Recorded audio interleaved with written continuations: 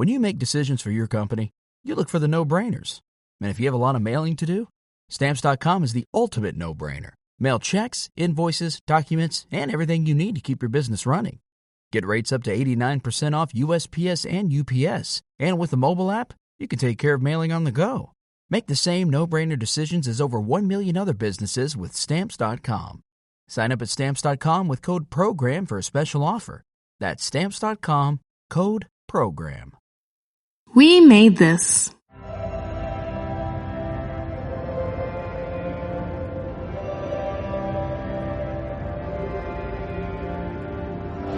Hello and welcome to We Are Starfleet, a podcast dedicated to Star Trek Discovery, which has wrapped its third season.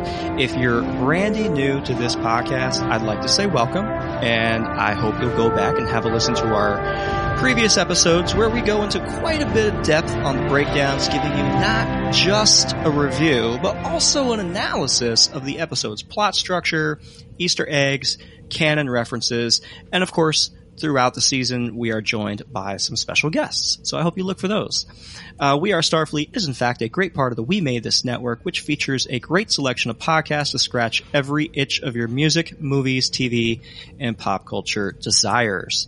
My name is, and always has been, Mike Slamer, and with me on the show, as always, and always has been, is Ian Buckley. Ian, welcome back. Hey, man. How you been? I have been well. It's been a crazy couple of weeks, but I'm glad we're getting together to talk some Star Trek again. Yeah, me too. It's nice to escape from reality for a little bit. Oh, man, you can say that again. It's been, oh gosh, what is it, over a month since Discovery Season 3 came to a close? Yeah, thereabouts. It feels like a different world in some ways. Yeah, for sure. I thought it might be fun to bring in a special guest on this episode, Mr. Kurt North of the We Made This network to chat with us. Ian, listen to the credit list, right? So on the We Made This network, he's got Make It So, which is a Star Trek Picard pod, The X-Cast, an X-Files podcast, The Time Is Now, a Millennium pod, and Shipwrecked Comatose, a Red Dwarf podcast, and Podcast 616. Right now they're covering WandaVision, which is really exciting. I know you guys have been chatting. I've been kind of like on a blackout. But yeah, he's got, he is the We Made This guy. It's a wonder he could fit us into his schedule. It is 10:30. It is 10:30 at night, lads. Calling from the UK. Fair. It's 10:30 on the evening. Fair. I know it's just around tea time for yourselves, but yeah, it's glad to be on another podcast. I can't help myself. That's the problem. I start things. A lot of them, X-Cast, for example, is something that's really dear to my heart that I've helped to run with Tony. And just become part of the show on that. But I've ended up showrunning for him from season 6 onwards with two other co-hosts. Wow. Shipwrecked Comatose actually came from lockdown because I was on another podcast just talking about a chosen subject, and Red Dwarf was my chosen subject. And then all of a sudden, the host that was on that podcast went, "Should we do a Red Dwarf podcast?" So it's one of those things that just end up on them. And WandaVision really, I mean, I know I'm on other ones, but WandaVision for me it looked just right down my alley, and I had to grab that as soon as possible. So I'm only covering the 9 episodes of WandaVision, and I might guest on future episodes of Podcast 616, which is going to cover Falcon, Winter Soldier and all kinds. But, sure. But I'm definitely going to be on for the 8 or 9 episodes I'm covering WandaVision, but I will be stepping aside from that at the end of that. Wow, man. So out of all of these podcasts, you have all these shows that you're covering. Let's pivot and talk a little bit about Star Trek. What is it about Trek that has gotten you involved in wanting to actually talk about it in such detail? Star Trek for me, X-Files and Star Trek were my 2 TV shows growing up. Next Generation, I was 9 years old when the Next Gen started. And the Next Gen was easily accessible. It was on, you would have it on at tea time over here, 6 o'clock. The repeats that were on later in later years were on at tea time. So, you basically sit down, have some tea and have it as background watch. Jean-Luc Picard is by far just one of my favorite characters of all time. So the fact that, it was just that easily accessible to me and it's helped me develop over time. I think that Jean-Luc Picard and Fox Mulder are two of my kind of, heroes as such. So the fact that, I've managed to follow them and obviously take things from their characters and stuff like that. Do you feel, having watched The Next Generation as a kid, as you're at that age, and as you said, it was on at tea time. I'm going to start using that phrase more often now. But do you feel like Picard is kind of like your dad in a way? I can see that. Yeah, I definitely can see that. I would say that obviously the way that Star Trek is in general, the fact that it's there to teach you lessons, and I think we'll probably come across this a little bit in our coverage of season 3 here, that a lot of what I like about Discovery goes back to a lot of what Picard was in The Next Gen. And the fact that Sir Patrick Stewart as well is just an amazing guy. And I followed his career. So yeah, I do feel that to a degree. Absolutely. Fair enough. So we are here to discuss season 3 in particular, but before we get into that, let me ask you, seasons 1 and 2 of Discovery, how did you feel about those? So you would know that on Make It So we actually covered the first season on a rewatch, and we talked about it on Make It So before you joined the network. And rewatching it was really interesting because I found that season 1 for me, until season 3 came along, would probably be my favorite season out of the first 2 seasons. And I think that the reasons behind that and I make no apologies for this because I've mentioned this not at all. Star Trek on the Make It So podcast, is I haven't seen all of the original series, and The Next Gen, Voyager and Deep Space Nine are my, the 90s Trek is what I grew up on. Mm-hmm. So the first season of Discovery was interesting in itself. It was new Trek. It was the first new Trek. We got into it, really enjoyed it. Rewatching it again, I had a bit more of affinity to it than I did the first time round. But the second season for me was a bit too much trying to link in with the original series and various different aspects of nostalgia of that ilk. I still enjoyed season 2. I still think season 2 is really good. But for me, moving into season 3 with the time jump has helped me because it gives me a bit of distance from it. And we're not in that time zone of around the Kirk era. I absolutely love the original movies, but the Next Generation, the 90s stuff is more my thing. So the fact of this nostalgia thing just it rubbed me up slightly the wrong way that they were using these tropes. And but season 3, it's a new start and an interesting way to go about it. Yeah. So let's talk about our overall thoughts on the season as a whole. For me, season 3, solid story. It kind of tapered off towards the end. It felt a little like they were trying to go someplace that they didn't really know how they wanted to get to that point, but they knew they wanted to get to the end, and it just felt. I gotta say, it's. I'm really dismayed, and we'll talk about it a little bit more, but. First half of the season, amazing. Second half of the season, I would say, episodes 6, 7, 8, 9, 10, pretty good, kind of in the range of, good to great. And then the final 3 episodes, the first 2 of them, absolutely outstanding, amazing. You had Sakal and There Is a Tide. And those 2 episodes, to me, were some of the best Star Trek I have seen in a very, very long time.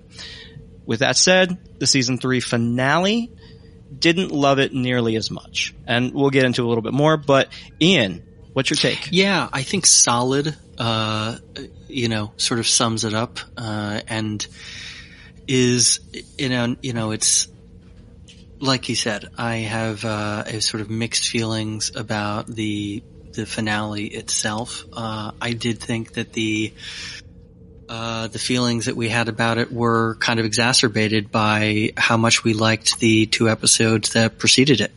Not just this season, but Discovery as a whole is, one of the frustrating things about watching sometimes is that when things work really well, as for instance they do in the previous 2 episodes before the finale, yes. It makes some of the, at least what we feel were missteps in the finale, that much more frustrating, because we've seen them do this show really well. And when we've seen them do the show really well, when they've shown us that they can do this show really well, it makes the failures more frustrating. Mm-hmm. We've definitely used that phrase several times over the course of recording this particular podcast. And you're right. It's just something that is a glaring, obvious, it's a red alert klaxon, you know? Right. Yeah. If we had that sound drop, we'd put it in. It's not that we'll get into it when we get into our more detailed conversation, but, I'd say overall my feelings on the season as a whole were, there was some stuff that I really enjoyed, as there has been in every season of Discovery so far. I still think it's probably my favorite season overall. For me, it's still like a pretty linear trajectory from season 1 to season 3. In terms of how well I think they're executing what they're trying to do and how much I'm enjoying the show. So, if that trend continues, great. But so far it does seem like this show suffers from a case of, 2 steps forward, 1 step back at times in terms of the, consistency of quality and some of the narrative decision making, I think. Yeah, I mean, I would echo a lot of what you've both said, really. I think the season as a whole is my favourite overall, followed by season 1. I think the kind of concept of is it episodic, is it not, has it got a through line to it? I think they've found the niche to a degree by this season. There's elements to the running of it which works really well, but the issues that I tend to have, and similar to what you're saying with the 2 steps forward and then 1 step back, is I don't know if it's a confidence thing, or I don't know if it's just my personal what I need to get out of a show is, and the only way I can kind of describe it is that it doesn't know if it wants, if I was to use this as an analogy rather than an actual thing, it doesn't know if it wants to be a genre show or a procedural. Like, some things are like spelt out to us quite clearly, and it can be to the detriment of the season. And there's other elements which I could imagine the world building would be fantastic in it, and the storylines are really good, but they kind of gloss over some stuff. And I think sometimes the melodrama does take over too much. So if they could somehow just kind of like just bring those elements around and just tweak them, I think there's some wonderful things there, and I'm really looking forward to rewatching this towards the end of the year, which I think I will do. But I do think it is strong. I think the first half, as you say, is really strong.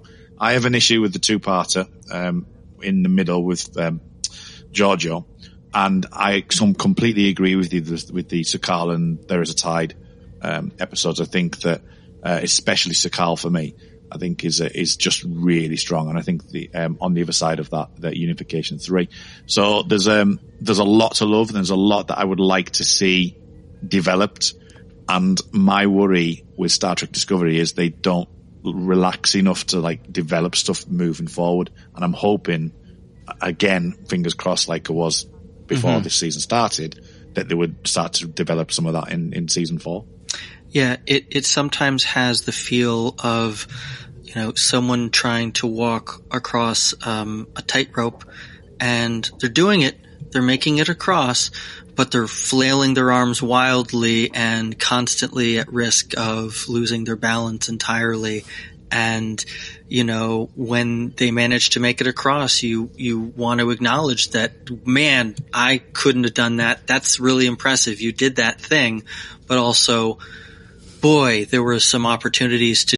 With the Lucky Land Slots, you can get lucky just about anywhere.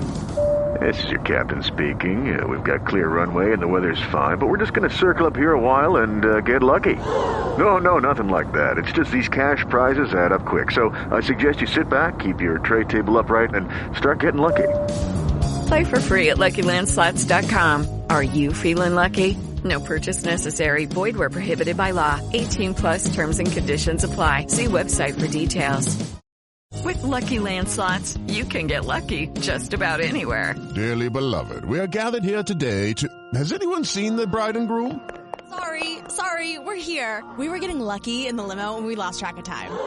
No, Lucky Land Casino, with cash prizes that add up quicker than a guest registry. In that case, I pronounce you lucky. Play for free at LuckyLandSlots.com. Daily bonuses are waiting. No purchase necessary. Void where prohibited by law. 18 plus. Terms and conditions apply. See website for details. Do it with more grace. Yeah. And Kurt, when you mentioned the two-parter there, I couldn't help but think of you, Ian, with how you were so frustrated with the fact that we spent so much time back inside the mirror universe when that time could have been better spent elsewhere. A possibly not even quote-unquote real, whatever that means anymore, and consequential mirror universe. Like, we don't even know what that was or what the consequences are. And I kind of don't want to know the consequences for a while, because that means we'll have to go back. And I think that we can take a season off at least. Yeah, I mean, as much as I loved the mirror universe arc in this retrospective, especially, it definitely was not appropriate. Right, that was what we said at the time, was that these episodes in and of themselves may be enjoyable, and I think we did find a lot of value to them. And hey, it you know, at the end of it, we both said that we were more interested than we had been before at a potential Section 31 show with JoJo. So on that front, it's hard not to say, you know, mission accomplished. But when you look at the season as a whole and how it played out and how it was paced, it's hard not to see that two-parter as potentially a misstep, and at the very least, the decision not to extend this season. I mean, they've done that in seasons past. They could have gone 15, 16 episodes. There's no one, I mean, obviously there's someone saying whether or not they can, but, you know, they certainly have shown a willingness to extend season orders when they felt it was appropriate to accomplish what they wanted to accomplish. And, you know, the fact of the matter is they made these decisions, and I think it's fair to criticize them. Yeah, I mean, I'm not an actual fan of the mirror universe as a whole anyway, even though I do think that Discovery has been the best version of it. Next Generation didn't have one. You know, Deep Space Nine had several. Yeah. I know Enterprise had a couple, I think it was. But they've never been, I'm not fond of that campness in Trek, and I know that sounds really bizarre. I'm not a big Star Trek Beyond fan, but I loved 09. You know, it's like there's a lot of stuff that I actually like much more than others. But the thing with Terra Firma Part 1 and 2 is it kind of fell back on that trope of like Michael's portrayal in the mirror universe, because obviously we didn't see that, is a bit we're going back here again. And also, I think the reason why I like the mirror universe more in Discovery is you're not necessarily seeing too much of the person who exists in one universe and the other, likes of Lorca jumping over to our universe. I like that more than I do actually the element of character playing someone else or a different version of themselves. And I just think it broke it up, and it wasn't something that, although there is elements to it I quite liked. I like some of the Kelpian stuff in that. But for me, as you say, I think spending 2 episodes really had a detriment to the season for me. And also as well, it had the Guardian, which is not something I've actually seen in the original series. Oh, sure. Yeah, if that wasn't something that was a touchstone for you, I could see that kind of not really registering or meaning anything to you. Sure. The other thing about the two-parter is, especially since, you know, admittedly we know a little bit more about how Star Trek production is going. We know that season 4 is going to come out before Section 31 ever does. Like, they could have done backdoor pilot in season 4 if they really wanted to. I mean, if seeing what the story of season 3 was, now that it's over, it's really hard not to see that is a pacing mistake. Give us 2 more episodes of solid Michael development and developing some of these other characters like Tilly, who end up getting, I think you and I both feel, short shrift in the end a little bit. Oh yeah, 100%. Tilly definitely, it's another frustrating element which we can go into. Kurt, I want to ask you, get your thoughts on this. Do you think that maybe perhaps the CBS studio, the executive producers are maybe tapping into the fandom a little too much, and they're too worried about what fans think and feel rather than just telling the story that they want to tell? I think there's an element of that. I'm not so sure with trying to break off in season 3 compared to season 2. Season 2, definitely. The mirror universe, I think you could argue that. You could argue that, it's there. It's kind of, it's not wanting to let go as such, and that's something for people to hold on to. But I think using likes of the Osira, the Ryan Syndicate, moving them on a little bit. You've got the True element in Forget Me Not. Some of that I actually really, really enjoyed. I think there is a balance between it. I think for me, it's more a case of how the writing is more than the actual nostalgic elements, because the nostalgic elements seem to be done at a fairly good level. I think this season they found the balance.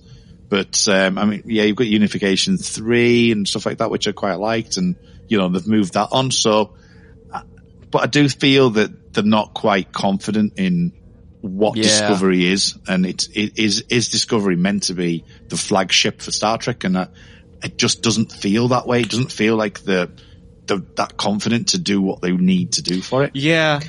I mean, it's a show that was born in such, sort of chaos, sort of pre-production wise in terms of, what it was meant to be.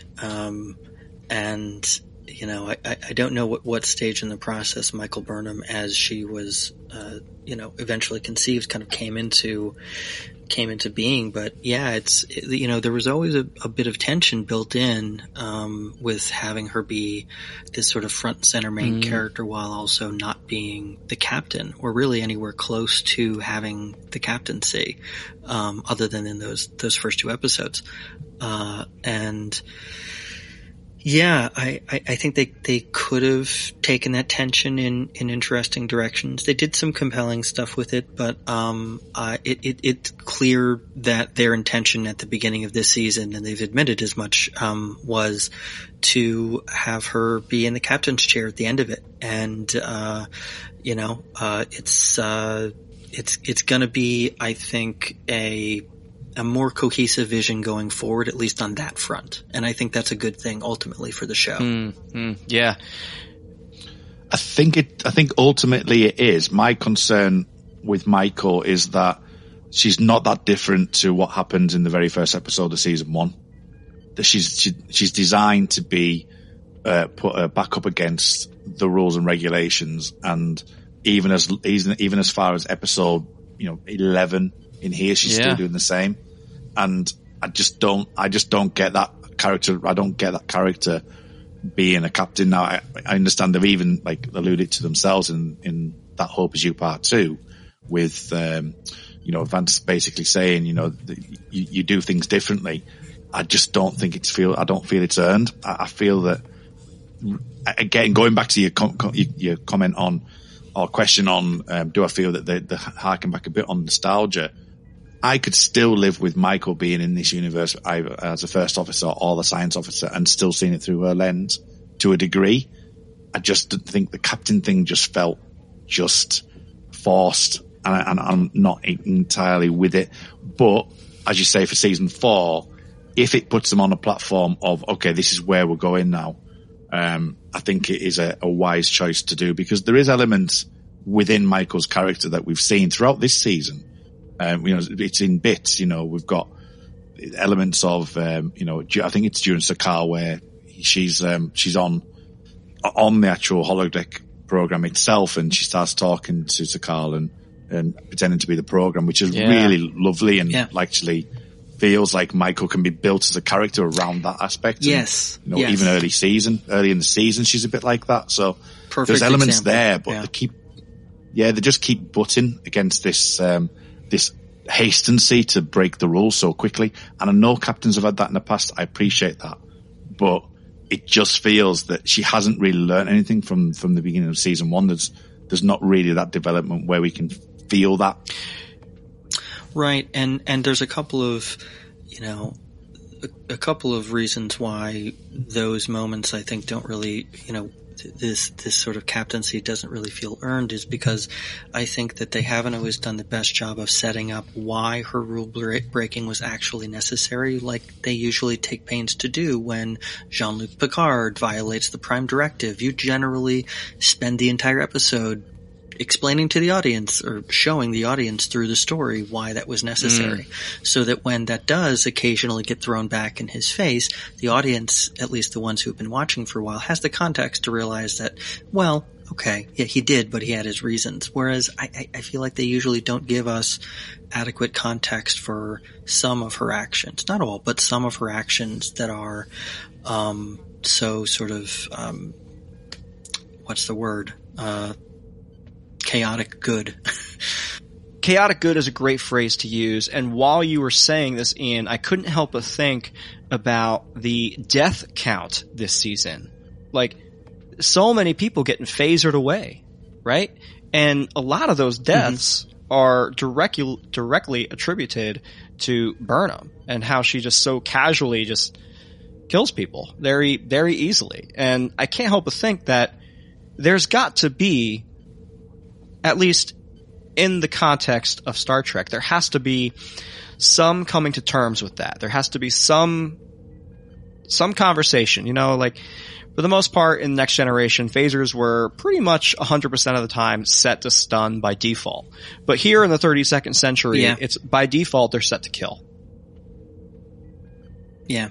And that is something that I'll look forward to them, transitioning away from in the seasons going forward. I think that will be a nice sort of indicator to audiences that this is a new era of the Federation. I'm hoping that at least that's something they're being mindful of. I'll be disappointed if they aren't. And kind of going back to what we were saying about Burnham's development in general, especially if we take what they say at face value about wanting Discovery to be on the air for a long time, perhaps even 7 or 8 seasons.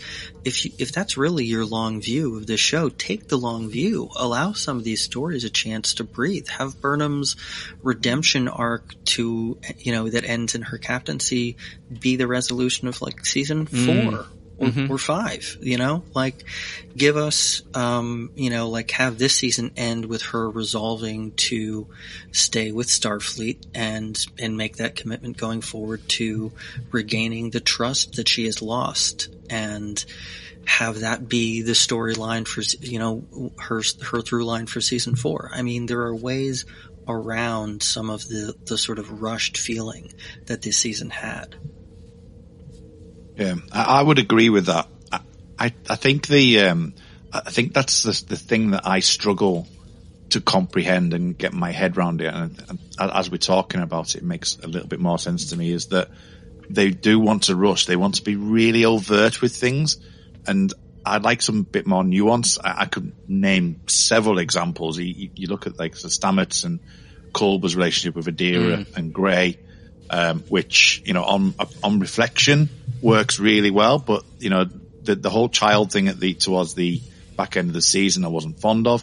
It's just like, let us think about that. Let us think about how that goes.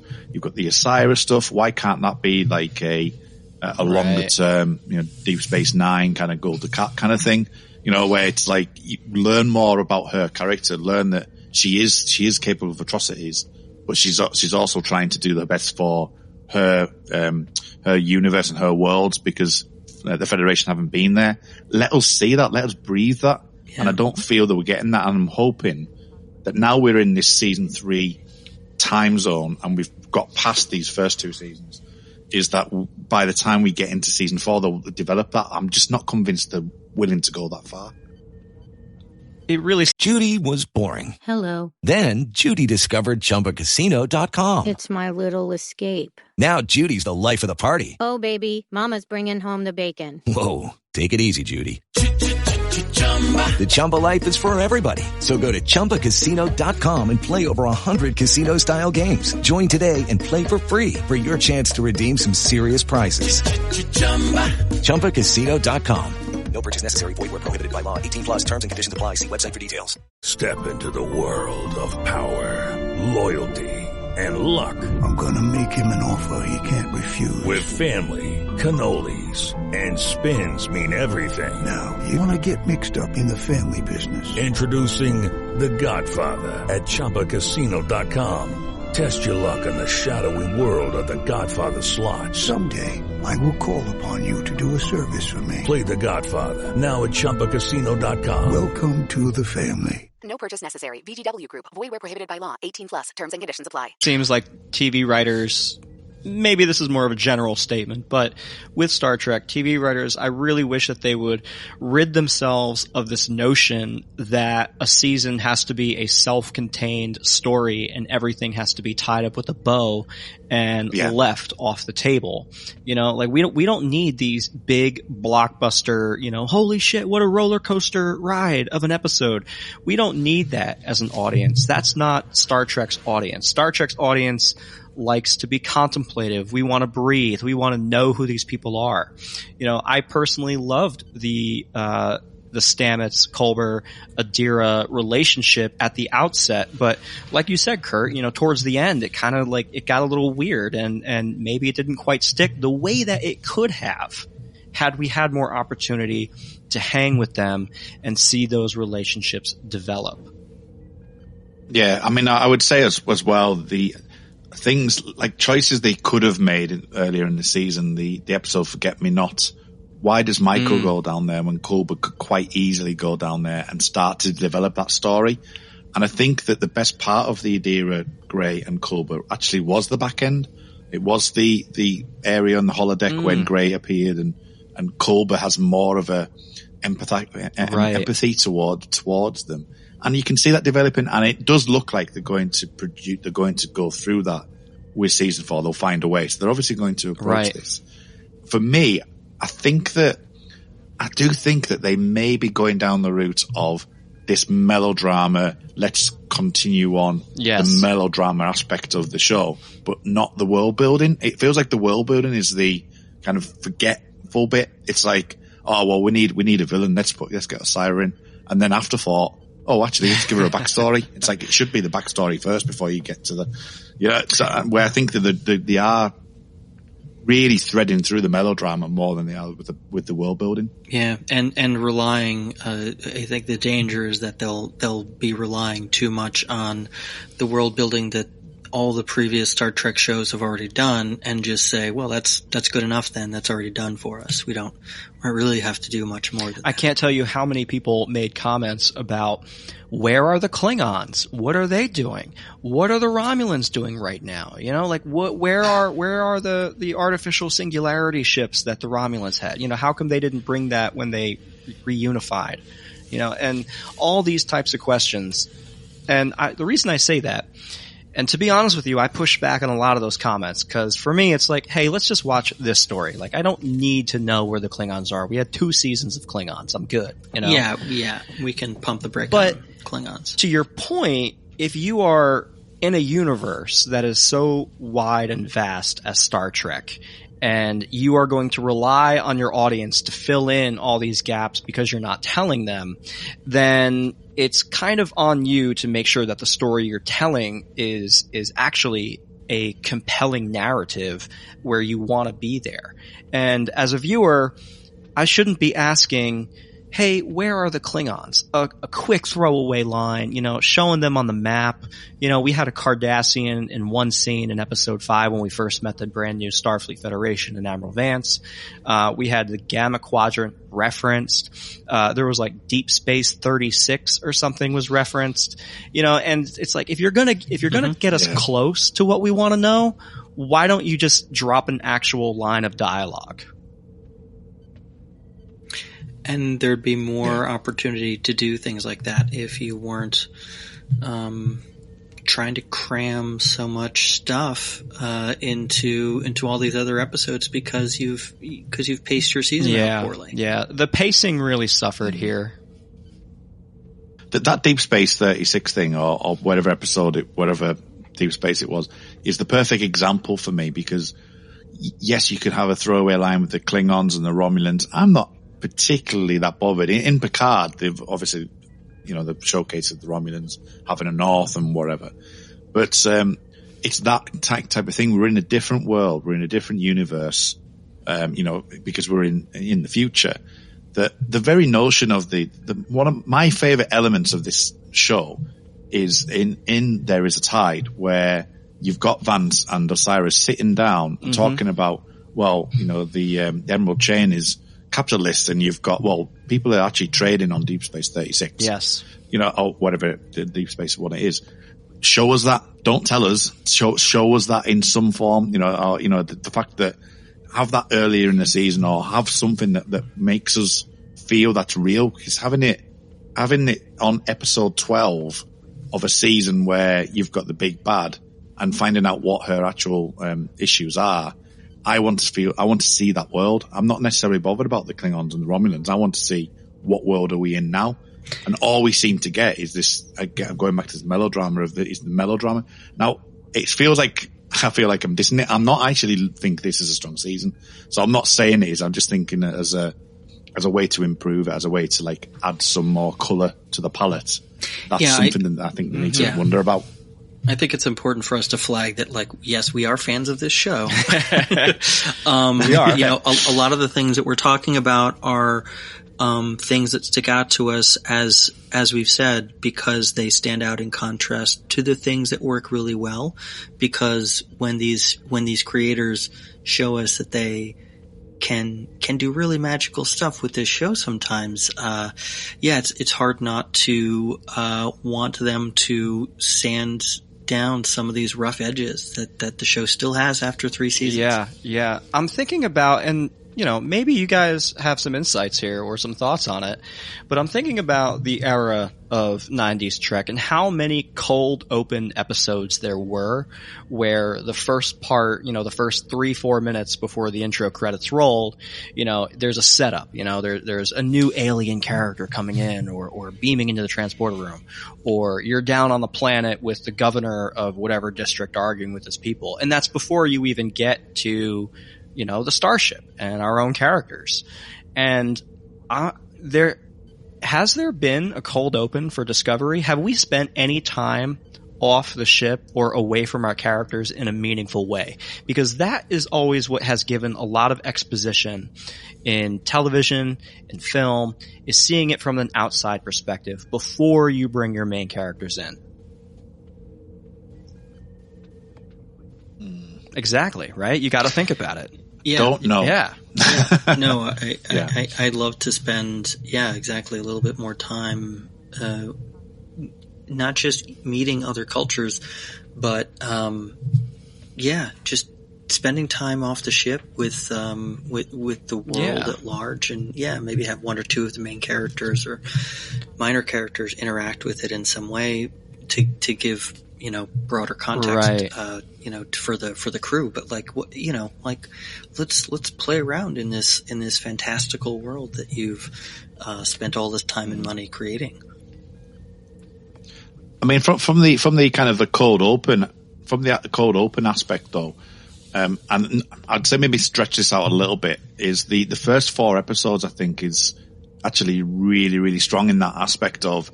The first episode is how Michael gets there and finds out what the worlds are. Far from home, we get the arrival of Discovery and people of Earth find out what's happening on Earth, and then we move to a trill world. So those 4 episodes themselves actually work quite well at formulating where we are. But again, it needs a bit more depth in my opinion. But those 4 episodes actually work really well in sort of laying the groundwork for what we need to see for the rest of the season. Yeah. So a cold opens aside, I'd see what you're saying with the cold opens. It makes more sense to potentially view it from a different viewpoint. I was actually talking about something recently with regards to, I can't remember who said it. It was, I think, a director or a writer had said something about cold opens now, that they don't necessarily need to even be part of the show. They could be, I think it was Star Trek Picard, actually, strangely enough. It was on the Blu-ray. They were talking about how, you can use the cold open for like the Mars attack to give you context for what the next 40 minutes is going to be, or it can give you more of a thematic choice of what it needs to be, because it doesn't necessarily need to set up that episode. So you can have the Mars attack and have a bit of development later down the line with them.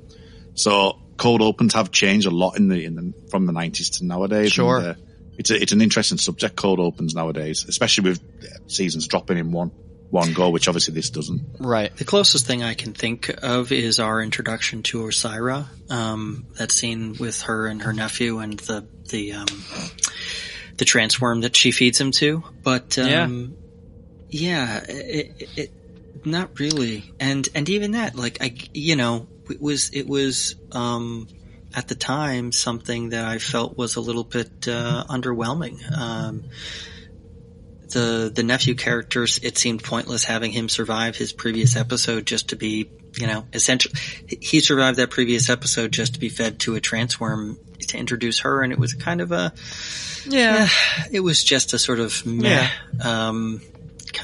bland introduction to her as a character. And again, it speaks to what we were talking about earlier, that whole sequence she has with Vance in the second to last episode. It's so compelling. Her character is the most compelling it ever is in that episode. And the Emerald Chain is fleshed out in that conversation. And then all of that is just swept right off the table in the next episode. And in that very short epilogue at the end, it just feels, it just makes what preceded, especially on rewatch, feel a little hollow. Rather than it being something that we can say, oh, I wonder what the Emerald Chain will be up to in season 4. Well, we know it's not going to be up to a goddamn thing. Great. Well, let's if you twist this on its head then, to say, for example, the People of Earth, the 3rd episode, if you had the cold open of something happening on Earth, we're not aware it's Earth, you see maybe the force field around Earth, and then a pullback to realize, oh God, that's Earth, a bit like Planet of the Apes kind of thing. So, you're not actually aware of it. Do it in some sort of way of there to give you that, oh, this is different. And then you get Discovery arriving. Then that for me would be an interesting aspect. I like you saying with, seeing it from a different point of view, seeing Earth and being on Earth and seeing something not quite what we expect, and then leaving that surprise and then leave the code open like that. That would have been something interesting to see. And some of the best world building that Star Trek does is through the eyes of its alien characters in its cast. And that's one of the other things that I've been, sort of more broadly disappointed by season 3 as I've had a chance to reflect on it, is just in a sort of, obviously, Mike, you and I are big fans of Saru, and we really liked seeing him finally ascend to the captaincy. Absolutely. We thought it was really great to see an alien captain for the first time, at least, main cast, main ship. And I think that in a sort of metatextual sense, alien species have always stood for, minorities in Star Trek, or the at least outsider, stood in for different racial groups. Has stood in for others, right? People who are recognizably different from us on a sort of a superficial level. And the more I reflect on season 3, particularly like the finale, it's so human centric. All of the people in the kind of main cast, with the exception of Saru, are humans. Even the one Trill we got introduced to our cast is somehow the first human host ever. Book is technically an alien, but can you tell? Nah, can he's I tell? people-ish. Unless he's doing he's people-ish, right? And so it's this very sort of human. It's this oddly human-centric sort of world that they've created, and I really hope that we aren't headed towards that version of a Star Trek show, because I really think that that's a mistake. I think the gold standard in terms of, characterization and richness of story is probably Deep Space Nine, and that cast had a huge number of alien main characters and a large number of alien supporting characters as well. I mean, think about like the episodes we got just on Ferenginar, for God's sakes. Entire episodes just on Ferenginar. I'm not saying that was always necessarily a good It is Ryan here, and I have a question for you. What do you do when you win? Like, are you a fist pumper, a woohooer, a hand clapper, a high fiver? I kind of like the high five, but if you want to hone in on those winning moves, check out Chumba Casino. At ChumbaCasino.com, choose from hundreds of social casino-style games for your chance to redeem serious cash prizes. There are new game releases weekly, plus free daily bonuses. So don't wait. Start having the most fun ever at ChumbaCasino.com. No purchase necessary. VGW Group. Void where prohibited by law. See terms and conditions. 18+. Judy was boring. Hello. Then Judy discovered ChumbaCasino.com. It's my little escape. Now Judy's the life of the party. Oh, baby, mama's bringing home the bacon. Whoa, take it easy, Judy. The Chumba life is for everybody. So go to ChumbaCasino.com and play over 100 casino-style games. Join today and play for free for your chance to redeem some serious prizes. ChumbaCasino.com. No purchase necessary. Void where prohibited by law. 18+. Terms and conditions apply. See website for details. choice, but it was a choice that Star Trek has always made. And I'd like to see more of that sort of choice going forward. I think it's an opportunity for a show that clearly cares a lot about representation. And I think that that's one of the things that we can all agree is something that we really like about Discovery, and we applaud it, for the seriousness with which it takes representation, not just on, but also off camera in the show. And, I think it's a mistake to have such a human-centric show. For that reason, because I think aliens have always been the sort of Star Trek representation, in the sort of Star Trek metatext. Aliens have always stood in for the other, and I think that having no more others on our ship is a bad thing. And I think that that's something that they need to take a hard look at going forward. You really hit the nail on the head with that comment right there, because the irony is that Discovery is the most diverse ship on of the Star Trek shows, right? Like, you've got more Asian. Well, actually, you don't, because now Michelle Yeoh's off the show. But you had Asian, you had Black, and you had American Indian on the show recently with Aditya Sahil. And, of course, you have a lot of strong women at the forefront of the camera, sitting at the controls of the ship. That's a big deal. And to remove the alien presence, as you say, to remove that immigrant experience, that outsider experience, the other experience. He's a refugee. Yes. Boom. He's a refugee. Yes. You are absolutely right. So to remove him from the captain's chair is, in my mind, a glaring mistake on a show that highlights itself for such forward-thinking diversity. Yeah, you had Nan depart the crew. You had Linus couldn't even make a cameo appearance in the finale. It was a very the more I thought about it, very strikingly and unusual for Star Trek, at least sort of post 60s Star Trek, sort of human centric, and really even then, I mean, Spock was always involved, for God's sakes, in the original series. So yeah, strange. Yeah, I mean, I think the same. The fact that you've got Saru, who, just in general itself, that you've got him as a character who's like learning his trade. He's got the Starfleet ideals, and Michael's a perfect person to bounce off because of what she can do. Even if she was even pulled back a little bit from what she is at the moment, which is goes off on her own, the greater good. And I don't care who it, cut off its head kind of situation. The fact that you've got someone who you can really kind of like rely on in that fact. And I can see why they tried it with Tilly, with, you know, because they even refer to it in the episode where it's like, are you just choosing me because I'm safe? Yeah. So there's elements of that which is in there, but the representation's a really interesting one, because I know there'll be arguments about the fact that it's the first black captain, and I have absolutely no problems with that whatsoever. But again, it goes back to the character earned, and it feels like to me that this is a misstep, because the goal was set out. If the goal was set out early on, why didn't they make the goal achievable or understandable? And they don't seem to have got that. And talking about the alien species, something that they've done really well, to be fair. As much as I'm not too fond of some of the Klingon stuff they did, or, you know, they have tried to like have the different sects. They've, you know, as I mentioned before, the Romulans in Picard have a north, and, you know, there's more nuance to the episode, to the show as you can get. What I really, really liked, one of my favorite episodes is Unification 3, because just the diversity that's on that judging panel of the Romulan, and the different aspects with the Vulcan, and and the conversations they have between themselves, not necessarily with Michael, full stop, between themselves, that I would like to get more involved in on Navarre, because that is the sort of thing I want to see. I want to see that inner conflict between a species, and how they can reconcile their differences within themselves. And the Klingons have done it the same. The Romulans and the Vulcans are here, and that's the very essence. And to have Saru build this relationship with a woman from Navarre, and it seems to be that's the way moving forward.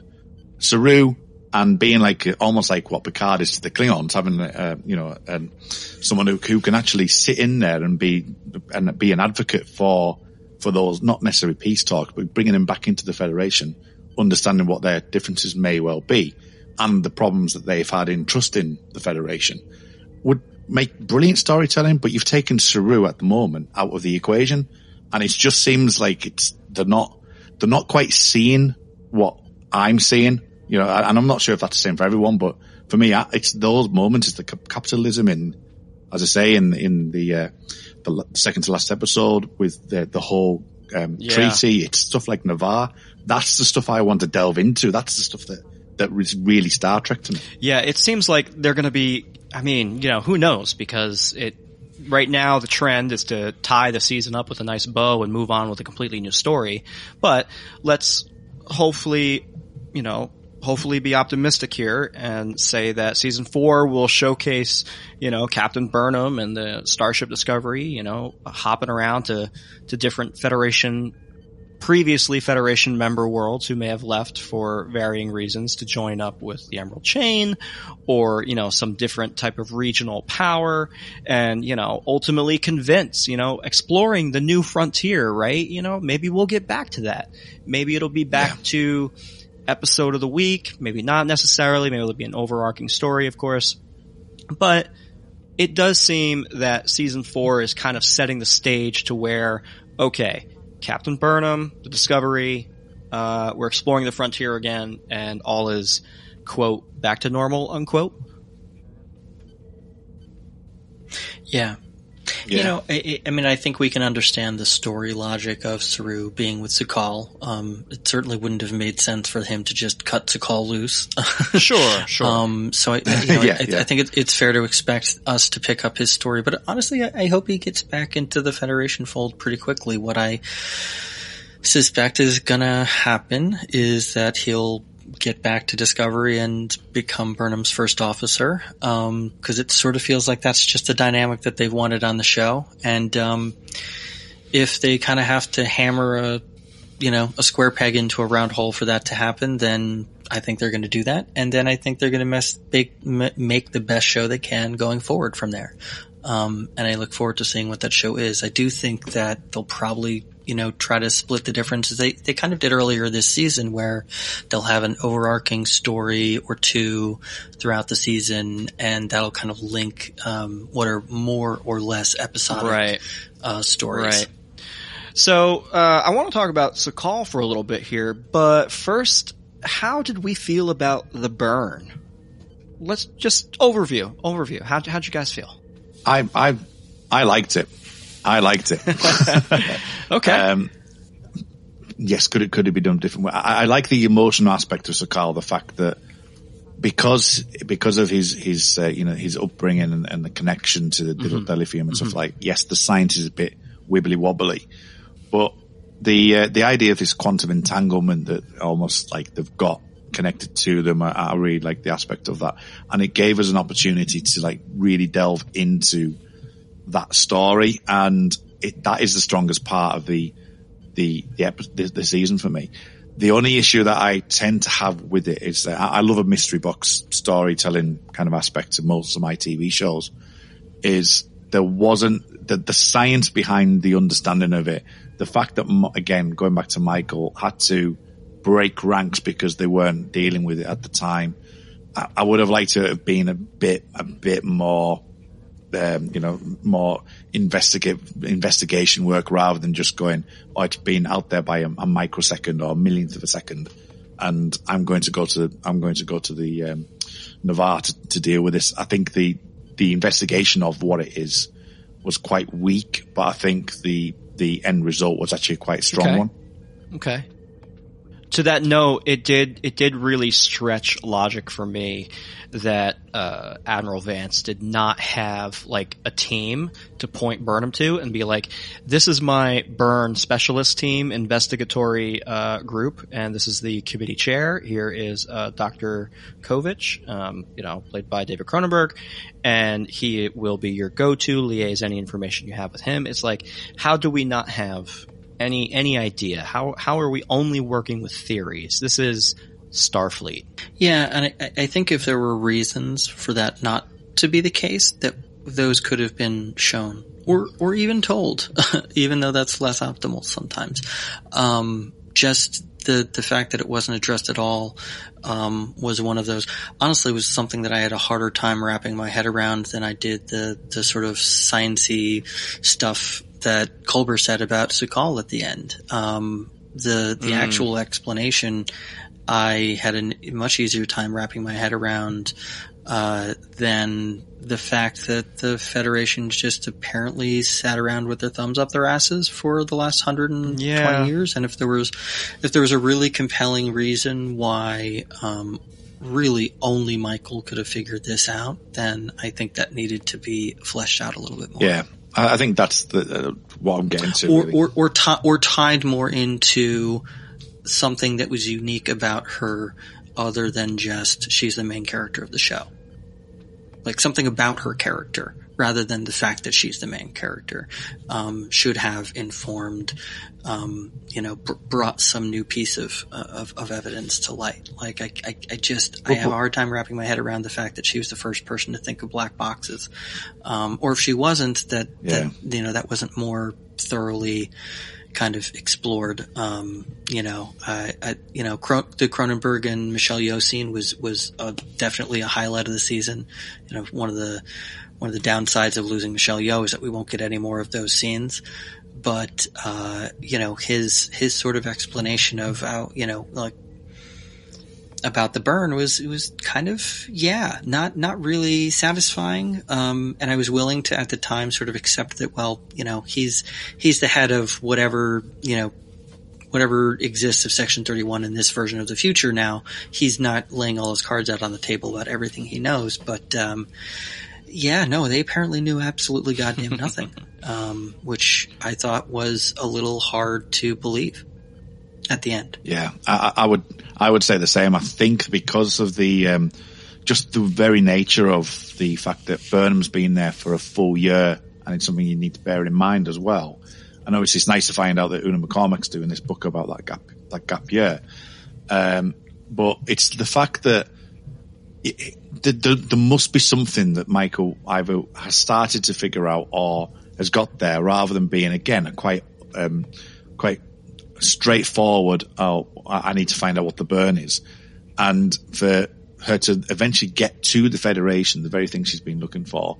And yes, I understand that they're in a completely different realm and world, but you'd be thinking that they've been isolated enough, but there would be, as you say, potentially a small little section that are at least trying their best to do that. And it would negate this aspect of Michael having to go off kilter again to go on her own little mission.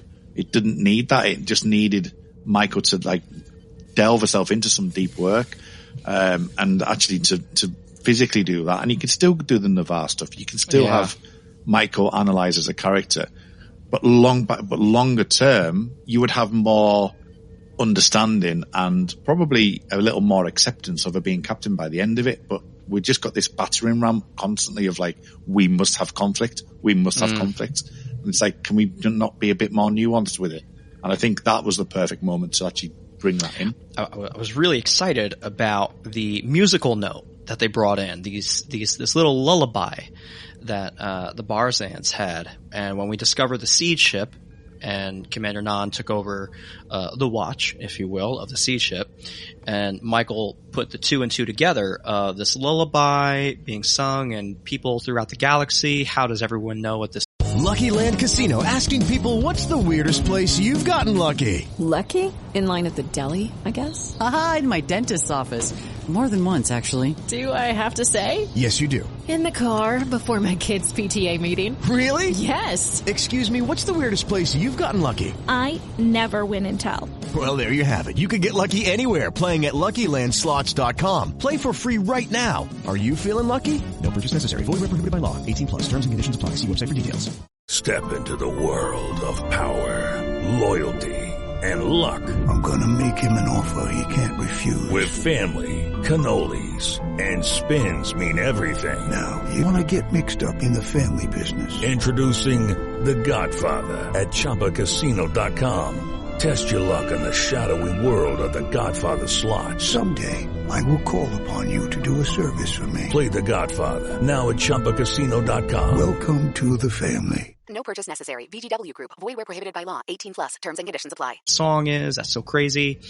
I was really excited because I really thought that they were going to go in a maybe not a Battlestar Galactica direction, so to speak, but they were going to go in a more spiritual, more ethereal way about how the burn happened. Like like this was a hint of some kind. Was it, I know a lot of fan theories, involve the Q, was it some type of guardian element that did this, or was it a natural occurrence? And when it didn't go that route and we lost the musical note as any kind of plot thread and they just dropped it, I was really disappointed. And maybe that's just me. I don't know about you guys, but there's something about the kind of conflict that Star Trek Discovery puts in front of its characters that makes it hard for me to want to constantly root for them in a way to succeed, because it's always a physical conflict. It's a violent conflict. It's very rarely a proper diplomatic approach or a science approach or, this guy we thought was our ally actually isn't, and he's a bad guy and we got, and then we catch him at the end of the episode and we put him in the brig. That doesn't exist anymore. Now it's galactic cataclysmic event. It's Osira with her giant evil imperator vessel, that outsizes every Starfleet ship, and we have to destroy it from within. And this type of conflict. She's also got space pesticide. Jesus, I forgot. Yeah. A lot of the science definitely didn't connect either. And these types of conflicts that are constantly in play, as you say, Kurt, like we still could have had the Navarre stuff. We still could have had the natural conflict between Osira's ideology and the Federation's ideology. We didn't necessarily need to go in phasers on kill,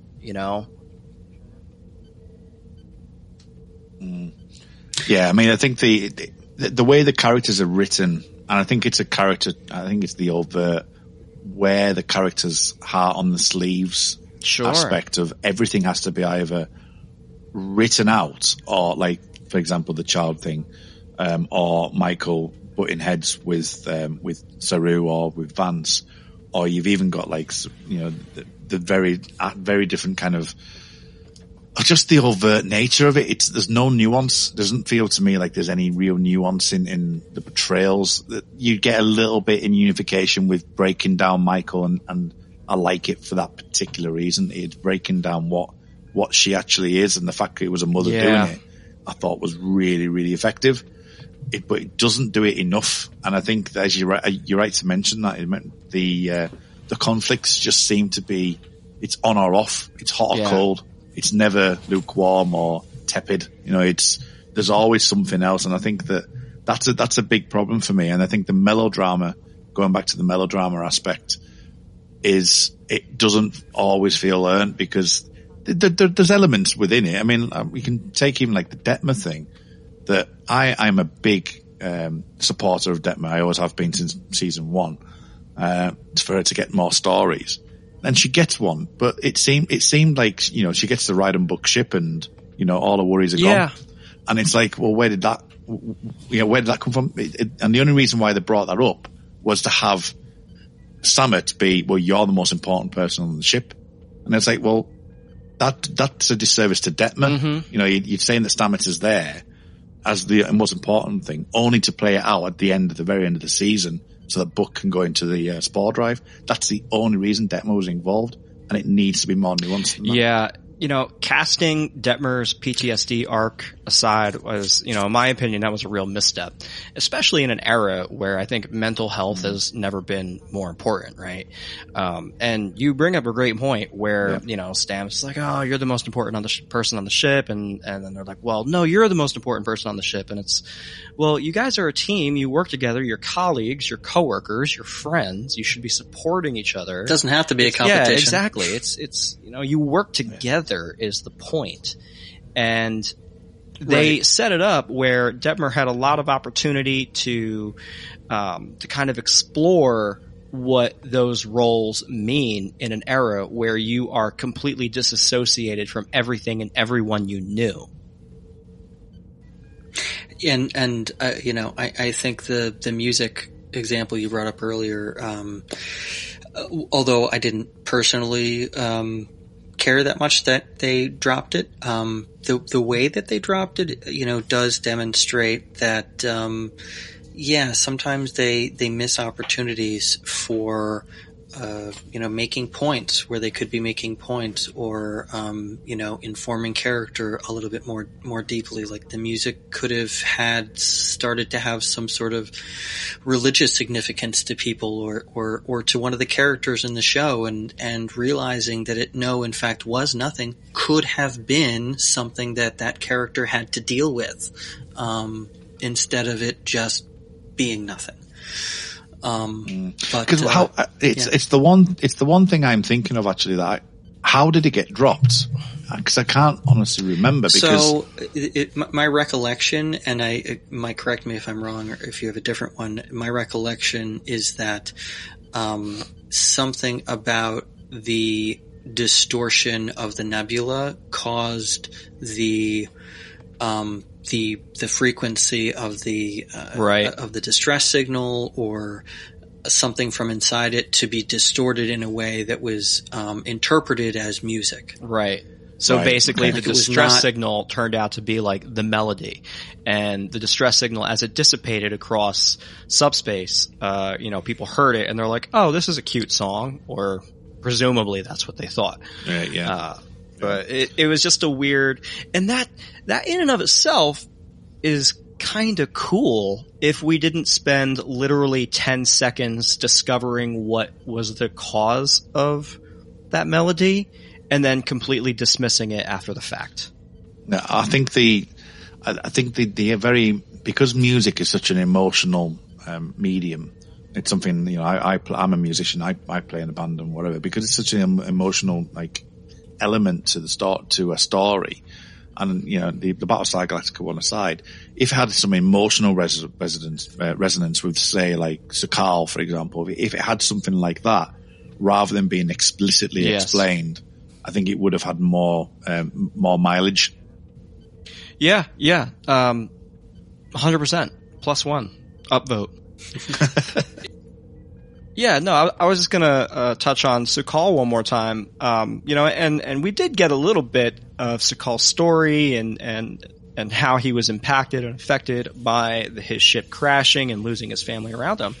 But it was barely scratching the surface for what I felt could have been truly profound for viewers watching this show in this COVID quarantine era. I know, you couldn't have predicted this when they were filming it, but Su'Kal's story alone, so many people are alone today and disassociated and remote recording in on podcasts and talking to their friends on Zoom. And afraid to go outside. Yeah. And again, missed opportunity here to really explore what isolation and loneliness and depression can do to a person. Yeah, I suppose. That said, I think that the Su'Kal and certainly the Saru and Su'Kal moments were all highlights for me. They were, yeah. That stuff all definitely worked. And in the finale too, all the stuff that took place sort of on the surface of that dilithium planet. I don't think you or I had a problem with any of that stuff. It was really what was going on in Disco that we were had some raised eyebrows about. Yeah, I mean, I think the Su'Kal stuff was really, really strong. It's for the back end of the season. I'm not a natural lover of fantasy stuff. I'm not a Game of Thrones fan or anything like that at all. But in Star Trek, it works because of the very nature and what it's telling, and the things like the elements that they did put in, like the elder telling the story and the facing your fear and things like that. And he's very how isolated he is and how scared he is of the outside world. That's his main fear, and having, as I say, like Michael having to pretend to be a program just to get him on ease, and and the fact that the social interaction stuff was really, really important, and it does give the characters a way to think. Because Saru's been going through this element of like trying to find his cause, which we think is being the captain, but then he sees this as a separate, like, personal cause, and it helps Culber as well. I think that's obviously a big thing. I'm in two minds whether or not the seeing grey is a good analogy or not. I'm not. It's one of those ones I think it resonates quite well with saying, it's for you to be seen, and having that analogy with the LGBTQ community and like is really interesting and really good. Sometimes I feel, I'm a 50-50 with that one, whether or not it was too on the nose or if it was just right. It's a one that I can balance either way, but I do think that the overall story, I think the Culber aspect on there works really well over if Stamets would be down there. So I think that whole Su'Kal area with being on the dilithium planet really does work. Anytime I worry about Star Trek being too on the nose, I just remind myself that one of my favorite Star Trek movies is about saving the whales, and that's all it's about. Just saving the whales. So yeah, I suppose it has history. I can forgive Star Trek being a little bonk on the head, especially when it's about a message that's inherently valuable and good, as messages in Star Trek should be. If they're going to be obvious about it, at least be obvious about something we can be proud of in 25 years. Yeah, I would definitely say that. In things where stories don't really matter and it's a bit overt, it's like, oh, come on.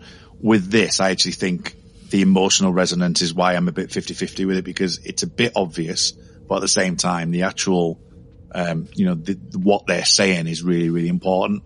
And I think that's why I have a bit of a, well, okay, all right, no, I'm happy with it. So I'm happy with it. I'm just not sure if it was just a little bit too overt. Yeah, I hear you. I think we said something similar when we were talking about that episode too. Yeah, and we had Noah Averback-Katz, who played Rin, the Andorian Rin, on our last episode, and he made a great point. He's like, we're kind of in an era now where if you don't already know, well, then we're telling you what the right way to think about these things is. And, the time is no longer about having discussion and, well, is it okay to be gay? Can we have a gay person on the ship? Is that okay? Can we talk about this? That was the 90s. This is today where they're saying, no, it's fine. And not only is it okay, but, be happy about it. Like, these are people. These are your friends. These are your coworkers. These are your colleagues. Your family. Yeah, and it is in a way going back to that sort of Roddenberry ideal of the future is just going to be portrayed in this aspirational way.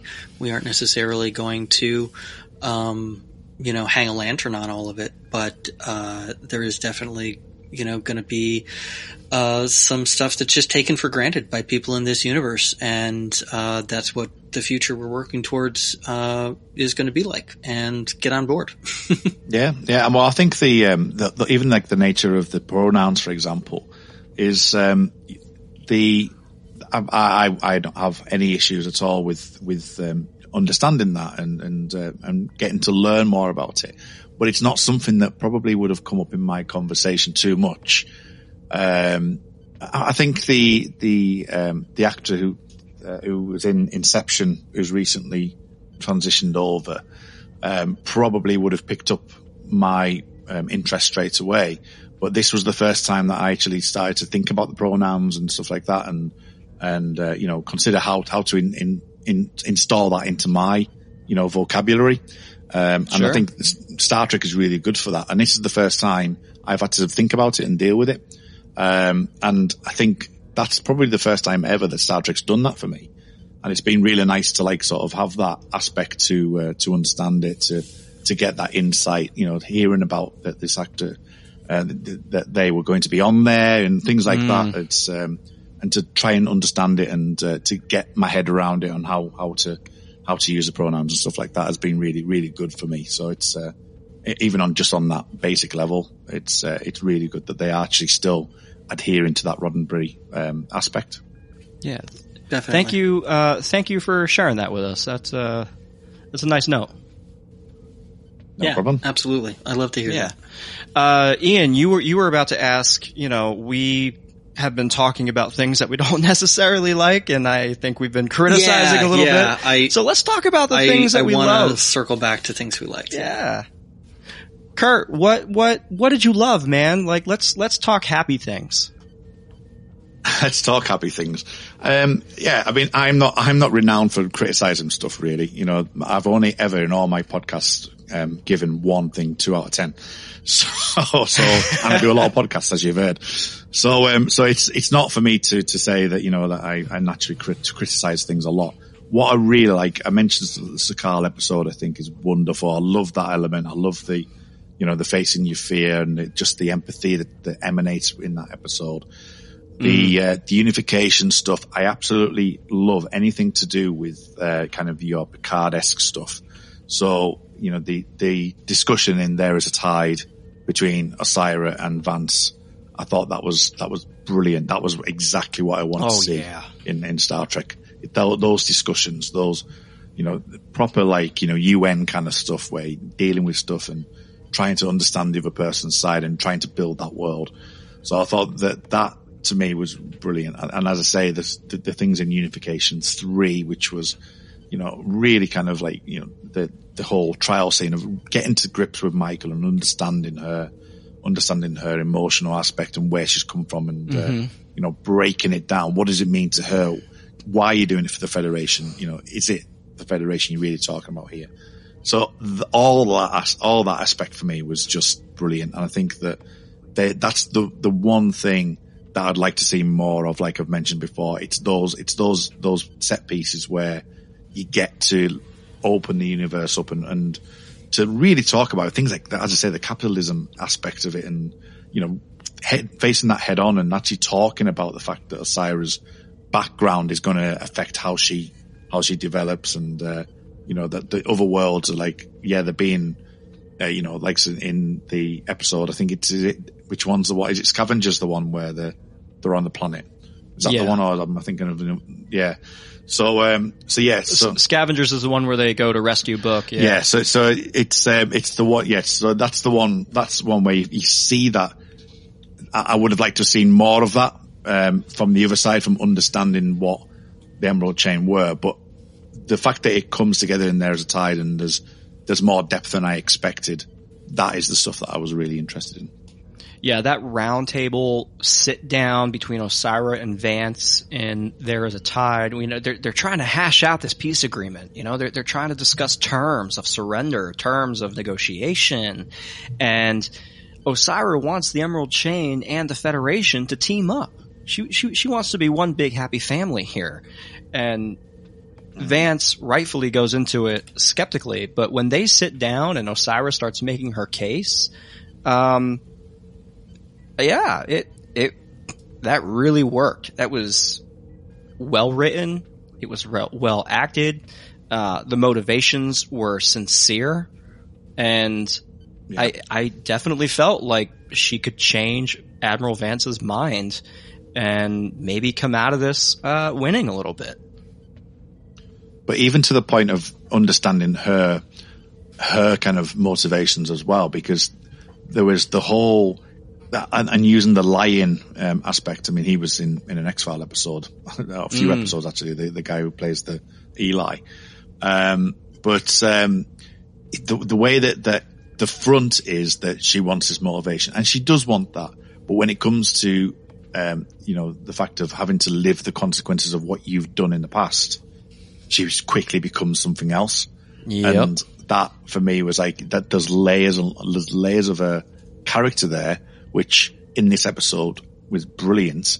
I just would have liked to have seen that earlier on, but we're talking positive things. So as I say, the fact that within that scene, we get to peel those layers back, and using the analogy of apples and whatever, you can do that as much as you like.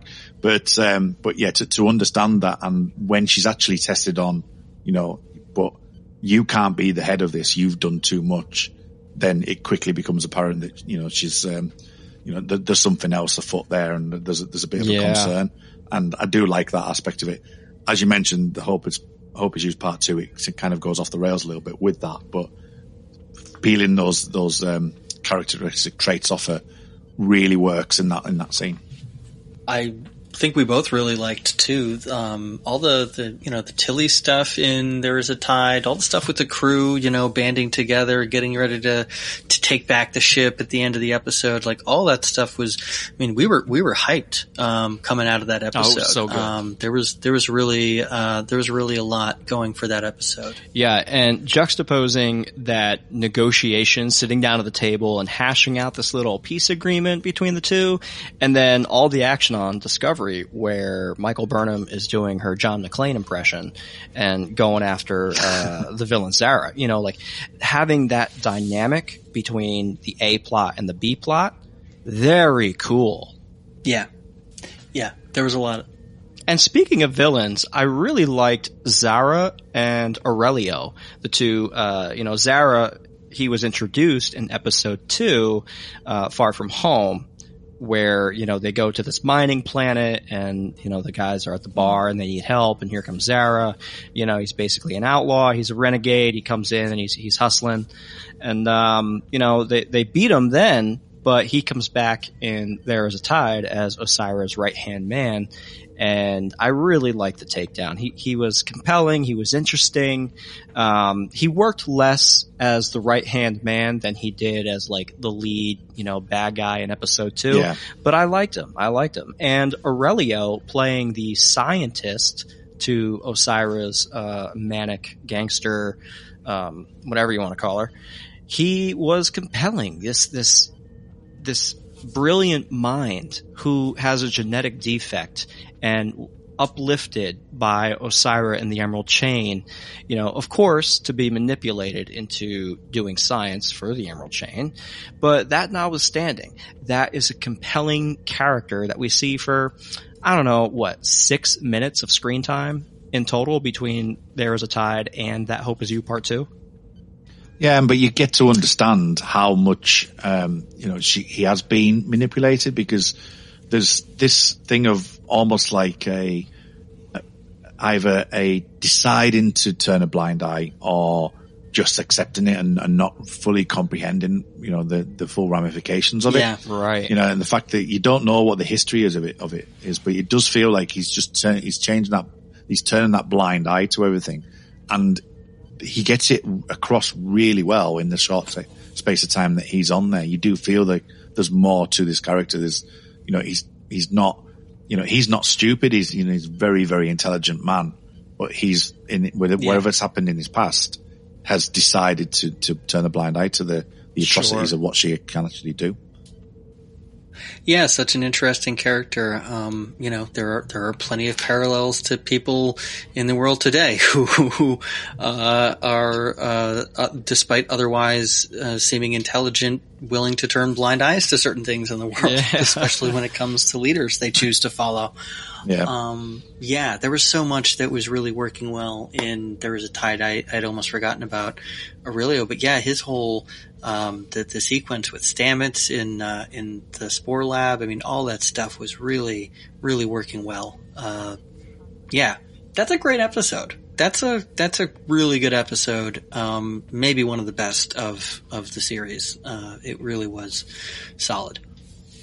Yeah, for me it was Forget Me Not, episode 4, where they visit the Troll planet. I went back through my episode notes for each episode, and Forget Me Not I had rated 9 out of 10, almost 10 out of 10. I love that episode. The very ending sequence where Adira makes contact with the Trill hosts, all the previous hosts, and they're all there, and it's beautifully shot. It's so well scripted. There's some great dialogue there. You have some good tension between the Trill world people who believe that a non-Trill couldn't host a symbiont, now being confronted with that reality and the reality of their own evolution and how they can continue to grow as a society. And even though there was a lot that got left, I'm sure, on the editing room floor, and we had talked about world building before, I still loved that episode. It was so, it was sweet. It was sensitive. It was emotional on all the right notes that it needed to be. I'd agree. I liked that episode a lot. Really, the whole first half of the season was really working for, I think, the both of us. Yeah. And I think I had rated at the time Died Trying a little bit higher. The episode I probably think back to the most is probably Unification 3 for a variety of reasons. But I think Died Trying was, at least as I'm looking back at my ratings, my highest at the time. I do really like that episode. I thought that was a really, really strong one. I think Die Trying, There's a Tide, and Unification 3 are probably my 3 favorite from the season. Nice. Forget Me Not is an interesting one, which I do want to revisit actually, because of this idea of the dilation of the gene pool. So it's, the fact that, as you say, that they're protecting themselves for their very culture is probably going to end up being gone, because they're not willing to accept people within it. And I think that's a really Star Trek conversation to have. Yes, exactly. And I think it's happened over the last couple of seasons, is this idea of isolation, and this is a perfect example. And what I particularly like about that is you wouldn't expect that of the Trill. We haven't really delved into too much about that. So the fact they can dive into this well, if you get the pun, of this, and the fact that something as outward looking as what you'd think the Trill would be, that their underbelly is something that's a bit darker and a bit more isolationist and a bit more like each to our own kind of thing. I think the juxtaposition of the two really work well, and that is one I will when I do the proper deep dive rewatch, rather than just have a quick look through my notes and have a look at the episodes again quickly, like I've done for this podcast. That'll be one I'm particularly looking forward to watching again. Yeah, it really says something that a lot of the Federation member worlds left, right, following the burn. And, they had to take care of themselves. If you look at Earth, you look at what's now Navarre, you look at Trill, and they become so insular and distrusting of everyone. And it's a very realistic thing to have happen, not just on TV as a realistic plot point, but in the world. You look at catastrophes around the world, and you look at how the people that those catastrophes affected rally around it and use that as a moment to unify themselves. So if there is, if all of a sudden refined oil and gasoline was no longer available at the switch of a finger. And at the same time, you know, a billion people died in some tragic accident. Please God, don't let it happen. 2021 is already crazy enough. But right. You know, you would see people in different regions, you know, like we're here, you know, Ian and I are in the Northeast. Kurt, you're in the UK. Kurt, you can even speak to, you know, that whole crazy situation where you all left the EU. You know, you're isolating yourselves. And it's a natural thing to want to be with your own people, your own tribe, you know, and protect each other rather than reaching out and saying, hey, you also need help. Let me help you when you have so many people behind you hurting. It's a natural thing. I get it. But the ethos of Star Trek is we're stronger together, right? And that's what the Federation has always been about. Yeah, it is. And it's just, as I say, I think it's obviously telling the world that as it is, because there is this swing to the right, which has been for the last few years. And this very nature, and even to the point of like the question mark at the moment, which is what the UK are going through at the moment with the Oxford Zeneca vaccine, is you know, we're plowing through it. We're about through 20% of the population already through, and Europe is about 2%.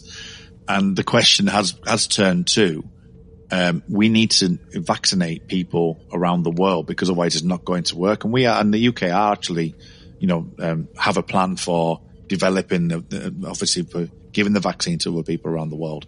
But that very thing of like, we're stronger together, that's a perfect example because, you know, if we just stick to ourselves and go, right, well, we've got this vaccine, we've vaccinated 100% of the, 95% of the country, and the rest of the world aren't following behind us and they get, you know, massive variance, then it's going to come back to bite us. So this is a really interesting time. It'd be interesting to see if something like Star Trek Discovery will pick up on things like that, you know, moving forward, that's the very nature of what we need to be doing now. We need to be pulling together. Sure. Yeah. Looking forward to the pandemic storyline in season 4. Well, they sometimes work overtly enough, so. Oh man. Starship Voyager J. I loved the Easter egg drop.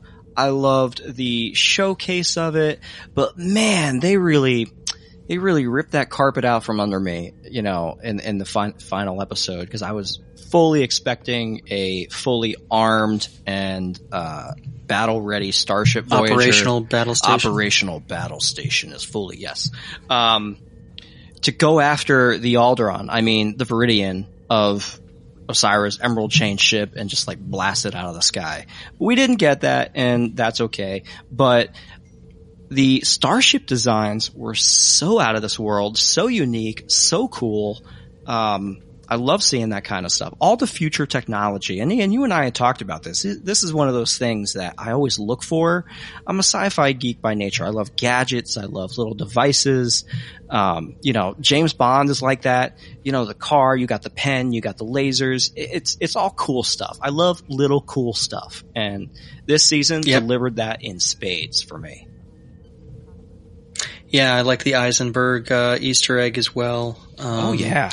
I'm looking forward to spending more time with the future ship designs in the coming seasons. I think again, it's we got a lot of compelling glimpses. Now I'd like to actually hang out. You know, we occasionally see our main characters interact with the crews of other ships in Star Trek. So some more of that going forward. I'd love to get a look inside some of these ships. I mean, who wouldn't want those alarm clocks in episode 1? Oh yeah, right, right. Oh gosh, programmable matter. Well, I had kind of wondered how they would move forward with technology and how they would show it, and that's kind of a brilliant take, and what seems to me a natural progression of nanotechnology and holographic emitter technology.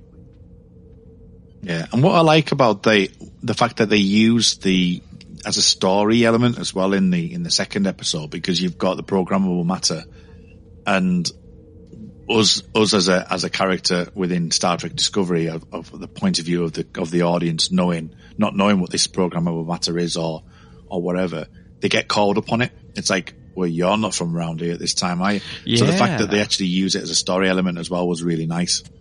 Yeah, I thought the overall the conceptualization of the future was pretty good. I think it's hard to imagine that far in the future. You get a little bit of wiggle room by kind of arresting development, at the time that the burn happens, and you do get a sort of sense, kind of from context, and I hope they do develop, build this out somehow, that the Federation was kind of stagnating technologically, maybe the galaxy as a whole. And so, I wasn't expecting, crazy wild leaps and bounds, and you're always limited by what you can actually deliver visually. I thought the programmable matter stuff, I thought the transporter stuff, I thought basically all the stuff all the bells and whistles they threw at us, it came across as pretty believable. Yeah. Apart from maybe the turbo lifts. Oh, I don't know if I want to talk about the turbo lifts. That's a sore spot. That is. Nope. We agreed to stay positive. Yeah. We left all that criticism in the back. Damn it, Kurt. If you want to hear us share our thoughts on the turbo lifts, listen to our recap of that episode. Yep. Go to the season finale episode. We get really into the turbo lifts and why we don't like them. And that's that. That's that. Yeah, sorry. I apologize, but we weren't talking about go on. It's all good. It's all good. It's fair. Is there anything y'all want to talk about that we haven't talked about? Because final thoughts are coming. Not really. I think I think that the way that they handled the introduction of Adira was something else that I really liked. I have mixed feelings about the way they handled Gray, so I'm not going to get into that. But I'm very welcoming of Adira as a character. I think that they're going to be a welcome addition to the crew. I also really, really liked Book. Continue to like him, and think that his chemistry with Burnham is, all due respect to Shazad Latif, way more compelling than her relationship in the first two seasons. So. Other things that I really appreciated about this season was that. I think for me, moving forward, they've started, and I'll give them praise for doing this. That they've started to develop the rest of the team, like for example, towards the back end of the episode where you've got the season where you've got them all working together. You've got the Morse code aspect, and you can feel that they are starting to work together. What I would like to see is more of a development of the characters themselves. So Detmer is, as I say, is sort of go-to for me, that we need to see more of her, but we also need to see more of the crew, whether or not, and what I have liked about this season is that they have been splitting people up and putting them different people in different combinations. It hasn't just been, I thought at the beginning, look at the trailers, it was going to be a Saru, Tilly, and Michael triumphant kind of three-piece, in the old style. But having like Kolber with Saru, for example, isn't a combination you wouldn't naturally think about. Having a Kolber and Giorgio even, in the Sanctuary, start to develop these different things. And obviously we haven't mentioned what's her name, the engineer, because you've got Tilly Stamets and Jet Reno, yeah. Some brilliant, more wonderful, humorous moments. Even some really, really good conversations with Stamets and her when at the very beginning of the season, where he's trying to push himself and she's trying to like hold him back. And then when they do get to the Starfleet, that they're saying, well, we are a team, and they're bickering, and that's what they do. And I'd like to see more of that. And I think that those elements are definitely they're starting to develop, and some are further along than others. But there's elements which certainly can be built on. Agreed. Yeah. I was definitely feeling the lack of Jet Reno in the back half of the season, which, I know that's dependent on Tig Notaro's availability, and that just is what it is. But yeah, I liked the baby steps that we took, learning a little bit more about, some of the rest of the bridge crew. I think I can remember most of their names now, which is great after 3 seasons. That's sort of the least we can hope for. And, I think, I'd love for them to do, throw a good old fashioned, trap 2 members of the bridge crew on a shuttle pod and have us learn about them for the B plot of an episode. Just do that and, flesh out the characters a little bit more. I really, really loved, Oded Fair casting as Admiral Vance. Yes. So good. Thank you. So rich and dynamic. And I loved his progression through each episode. Every time we met with Vance, he got a little bit warmer, a little bit friendlier. He was so distrusting and skeptical of the Discovery, of the story. He went through every log and journal that he could possibly get his hands on. He knew everything about them. Because obviously when they say, hey, Admiral Vance of 32nd Century Starfleet, we're here from the 23rd century and we're a secret ship on a secret mission. That stretches. Yeah. You can't just be like, oh yeah, okay, we're going to put you into service tomorrow. Yeah, okay. And he kind of put them through the paces a little bit and loved it. Oded Fair is a brilliant actor. We actually just rewatched The Mummy, and probably outside of Brendan Fraser, it's like my favorite part of the movie. But yeah, just a great, good admiral. A good role, I believe, is the term you used. Ian. A good role. Finally, yeah. And it's just nice to see really capable senior staff members, in a era that seems like it would just be so fraught with chaos and distrust. Yeah, I think that was something that they did take advantage of, was the sort of baked in tension that they were building with all of us old Star Trek fans who were waiting for the other shoe to drop and waiting for the heel turn. Oh, yeah. And for Vance, this character we were coming to like to turn into the Badmiral. We were all hoping, or not hoping, we were all dreading he would be, but they didn't do that. They let us, worry about it and build a little tension that way. But, in the end, he turned out to be a good guy. And I really like that because it means we're going to get more of him going forward. Yeah. I mean, that's something I would like to mention actually, because we've had the Lorca, we've had the Pike, and we need, I think, Discovery. If I was to think back of the 3 seasons, that it's that type of character that there's been quite consistent, even though it's been different characterizations of it.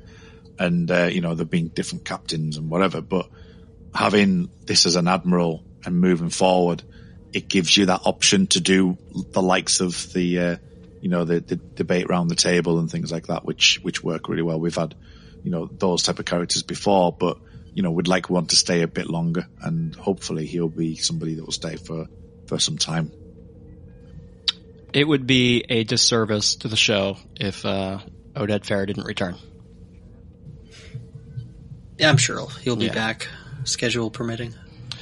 So, season 3, I gotta say, guys, remarkable improvement over seasons 1 and 2. I will say that, again, like seasons 1 and 2, and even Star Trek Picard, the trend seems to be that the first half of the season, the setup, and, all of the first and second act is outstanding, really good. And then we get to acts 3 and 4, and sometimes, there's more misses than there are hits. And, overall, I really love the season. It was great. Visual effects, acting. Sonequa Martin Green is a phenomenal actor, and she is surrounded by excellent actors in all their own rights. I have no problem with the casting on the show. Unbelievable.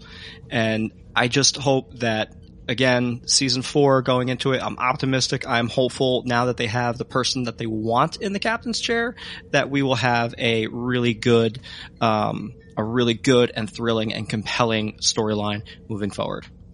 Yeah. Yeah, I would not be surprised given that the stated goal was to have Michael Burnham in the captain's chair. Now that that's been accomplished, I wouldn't be surprised if we see a return to a more traditional or closer to more traditional dynamic with a captain and her bridge crew going forward. So that'll be interesting to see what they do with that, because now it's her ship and it's her show. I mean, it's always been her show, but now it's her ship, and I'm curious to see what they have her do with it. With Michael being in the chair, if she can enable the rest of the crew to bring them along and to develop their stories as well, and have Michael as the focus to bring them on, I think it will work a lot better. Yeah. Very good. Very good. Kurt, thank you so much for joining us on this episode, Season 3 retrospective of Star Trek Discovery. Where can we find you on the interwebs? Absolutely everywhere. Yes. But yeah, you can find me generally on Twitter at rmuldrake. That's RMULDRAKE. As I mentioned, we're doing Make It So, which is the Star Trek Picard podcast on the We Made This Podcast Network. You can find that at Jean-Luc Podard. And my other main show is the Xcast, which is the X-Files podcast, which is the X_cast. As we mentioned at the top of the hour, there's a few other ones, but the best thing to do is just to keep an eye on my personal Twitter at rmuldrake. I love it. I love it. Ian, thank you so much for joining us tonight. Appreciate you, brother. Yeah, a pleasure as always. Just a reminder to everyone, you can reach out to us via email at wearestarfleet@gmail.com. We did not have any new emails to read off today, but generally speaking, we'll be taking those in, reading. I will read each and every one of those, and we'll highlight good ones that come in future episodes. Oh yes, and you can follow us on Twitter and Instagram at Starfleet Pod. And folks, I'll leave you all with some final thoughts from our We Made This Podcast Network chief, Mr. Tony Black. Hi guys, this is Tony Black, the Chief Operating Officer, that sounds very Star Trek, doesn't it, of the We Made This Podcast Network. Just popping in to give some thoughts on the third season of Discovery overall, which obviously you guys have been talking about today. I found Season 3, I'll be honest, at points quite frustrating. It really had the opportunity to sort of start again after Such Sweet Sorrow and Season 2, which was essentially a fan fiction season brought to life on screen, and not always, and quite often, not often, for the better. But Season 3 didn't really kind of reinvent the wheel in the way that it could have done. I think going to the 32nd century had, aspects of it that were new and fresh and potentially exciting. The new kind of technologies that were out there, the completely reshaped geopolitical map. The interesting concept that the Federation had been reduced after, centuries of, time wars and all kinds of stuff. And it was kind of having to fight its way back when, in the 90s, everyone assumed that the Federation would go on for hundreds or thousands of years. And in the 29th century, you had the temporal wars that were, Starfleet operating in space as well as time. And it just felt like it was going to go on forever. And Discovery's universe showed that it wouldn't necessarily, unless we worked at it, and people worked at it. The problem, I think, that Discovery had ultimately was that, for one thing, it didn't really push the envelope enough. It didn't really do those kind of episodes that were completely and utterly new and fresh and truly alien that you would expect 1,000 years into the future. It ended up sort of relying on things we knew, on certain storylines we knew,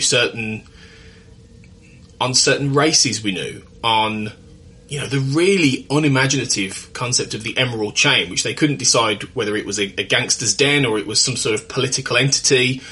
And, Asira is a truly dreadful villain. Not as dreadful as, Narissa in Star Trek Picard, but I don't understand why you would have in a succession two women clad in leather being all evil and strutting about as your bad guys. It just seems really lazy. And I think in the end, the threat for the Discovery just wasn't interesting enough to sell the idea of this, this brave new world that they were going into. And my other big problem of this season is Michael Burnham, who has become essentially, in my view, a Mary Sue of a character. The writers are so in love with this fusion, I think, of Sonequa Martin-Green and Michael Burnham that they cannot see the wood for the trees for this character. The very idea that after a whole season, and in fact a couple of seasons, in fact, where all Burnham has done is go against the rulebook and go against the law of Starfleet in a way that previous captains didn't often do. Yes, every Starfleet captain in Star Trek history has gone against the rules. Sure. She's not on her own with that. But Burnham gets rewarded for it with a captaincy of a crew that she doesn't really, I don't think, have the skills to manage.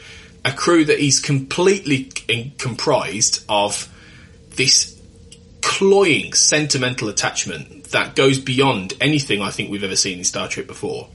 The problem is, Discovery knows it's a Star Trek series. The characters know they are Star Trek characters. And it means the lines are getting blurred. And it means there are points where you really feel like a particular plot line is designed. And a good example, as great as it is to see this progressiveness in Star Trek, a good example is the Adira stuff. Because Adira is a boring character, a really boring character. And I think she solely exists, quite frankly, in order for Star Trek to be able to say, we have done the first non-binary relationship in Star Trek history, or we have done the first non-binary relationship, positive one, or in one of the first in network TV, or streaming TV. My point is, there doesn't seem to be an organic reason for some of these things, particularly Burnham. The accusation that I've had levelled at me when I've suggested this is that I've got a problem with this progressiveness. Not at all. Not at all. Burnham isn't the first black lead in Star Trek history. We had that 25 years ago. But Benjamin Sisko was written well. And the problem is, ultimately, Discovery isn't a very well-written show, in my opinion. It hasn't been since the early days, quite frankly. I think Season 1 remains the best season. Season 3 had a lot of promise. And it did have bright spots. Unification 3 was a really good episode that brought together and felt like Star Trek because it was about characters and races talking things through. Far From Home was a really good sort of play on a space western, where you had strong Tilly and Saru combination and, an alien bar and then you had the Discovery crash landing. That was great. That was a really well-rounded episode. Equally, Su'Kal, the episode that introduces Su'Kal, he's probably Discovery's finest hour, or one of them, even if it is, Star Trek does a Doctor Who episode, really, and it's much more about magic and all that kind of thing in its own way. But it's a great piece of drama.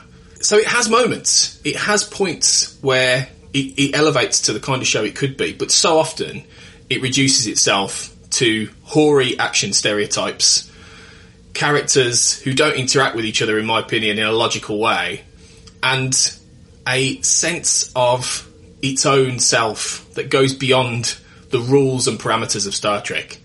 So I will watch Season 4. Am I excited? Not really.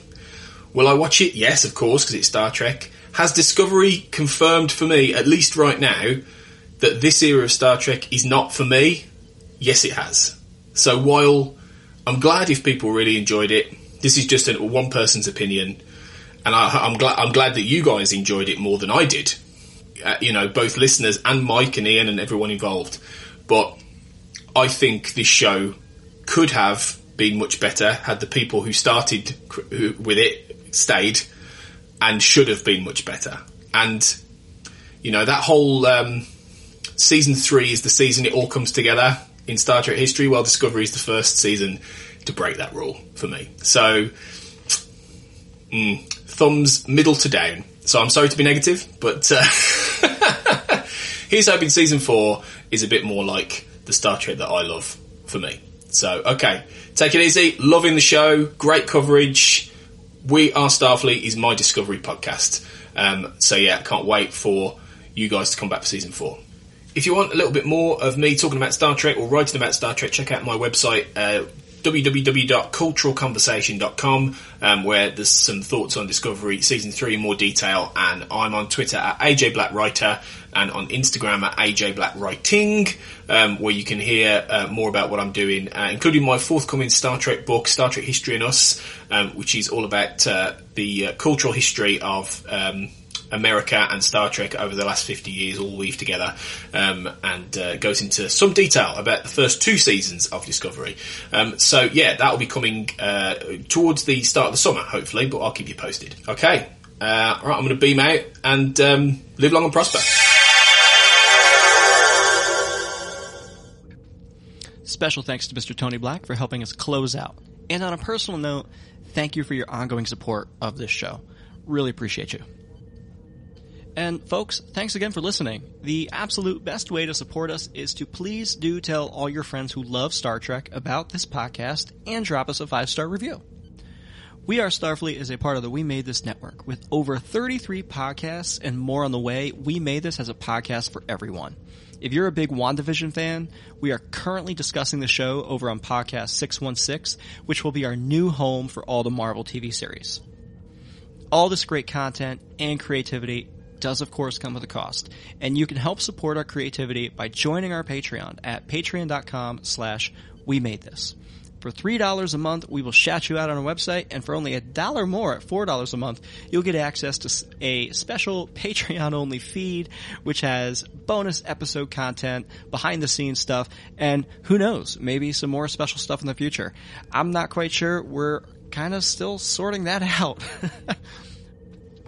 So, my name is Mike Slammer, my co-host is Ian Buckley, and we will be taking a bit of a break for the time being, but we will come back with some special episodes, and I think we're going to have some more special guests. More on that soon, and please do make sure you're following the show on Twitter and or Instagram at Starfleet Pod. We are pretty active on there, and we will chat with you. Thank you, and live long and prosper. Elsewhere on We Made This. Between the Notes. So we've got another Netflix series and accompanying score, The Queen's Gambit by Carlos Rafael Rivera. Did you watch this over Christmas? Did you see it? Well, funnily enough, I had at the start of last week, I had 2 days where I was working from home before I was going into a whole new job. And because I thought I was going to be working from home a lot more than I am, I thought, do you know what? I'm going to watch The Queen's Gambit in one day. So that's what I did. Yeah. I watched all 7 episodes of The Queen's Gambit in one morning and afternoon. So yes, I have seen it. And it's sublime, isn't it? It's a really, really good. I'm saying that. I'm assuming. Did you think that as well? Like, no. I thought it was incredible. Sorry.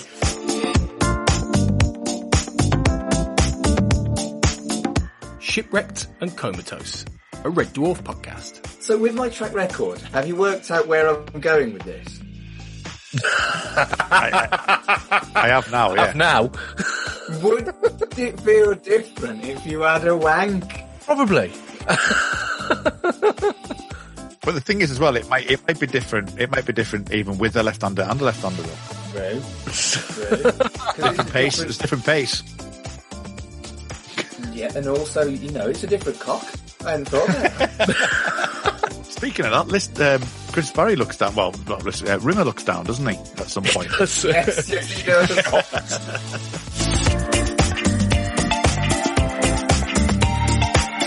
We dig music. I am amazed this made top 10. Oh, it's really good. I really am.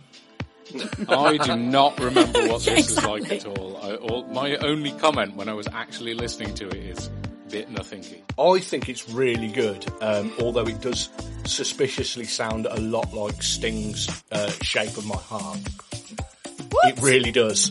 The guitar melody is very much like it. It's got beautiful guitar and vocal. Fuck you, Ian. Check out all of these shows and more on the We Made This podcast network.